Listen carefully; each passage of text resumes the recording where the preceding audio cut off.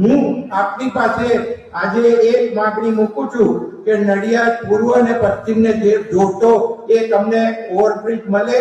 Railway department સંમત થઈ ગયું છે.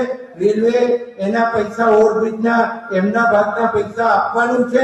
આપણે બીજા પૈસાથી પીજ રોડ થી શરૂ કરી અને ગોવર્ધન રામનું સ્ટેચ્યુ એટલે બસ સ્ટેન્ડ પાસે અને ત્યાં ગોવર્ધન રામના સ્ટેચ્યુ થી સરદાર સાહેબના સ્ટેચ્યુ ઉપર થઈ અને મ્યુનિસિપાલિટી ની બાજુમાં એ ઓવરબ્રિજ ઉતરે તો અમારો આ એક નડિયાદ અને પૂર્વ અને પશ્ચિમને જોડતો આ ઓવરબ્રિજ ખૂબ જરૂરી છે. તો સાહેબ આ પ્રસંગે આપની પાસે આ માગણી પણ મૂકું છું.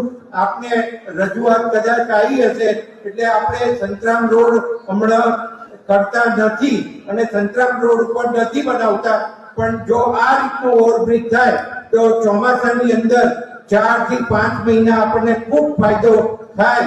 એટલા માટે હું આ ઓવરબ્રિજ માંગી રહ્યો છું. પંકજભાઈએ જે કીધું કે ઓવરબ્રિજ અમારે બનાવવો છે, ચોક્કસ રીતે સરકાર આ બાબતમાં પોઝિટિવ વિચાર છે. ખાસ કરીને નડિયાદના લોકો, નડિયાદના મતદારો નસીબદાર છે કે એમને પંકજભાઈ જેવા ધારાસભ્ય મળ્યા છે. પંકજભાઈ છેલ્લા 10 વર્ષથી એટલા બધા વિકાસના કામો માટે પ્રયત્ન કરે છે અને નડિયાદ શહેર, નડિયાદને જે મહાનગરપાલિકા મળી છે એની સંપૂર્ણ શ્રેય પંકજભાઈને. પંકજભાઈને જ્યારે વિધાનસભામાં આનું બિલ પાસ થયું ત્યારે એમણે સૌથી સુંદર અને મોટી સ્પીચ આપી હતી કે નડિયાદને શા માટે મહાનગરપાલિકા કરી.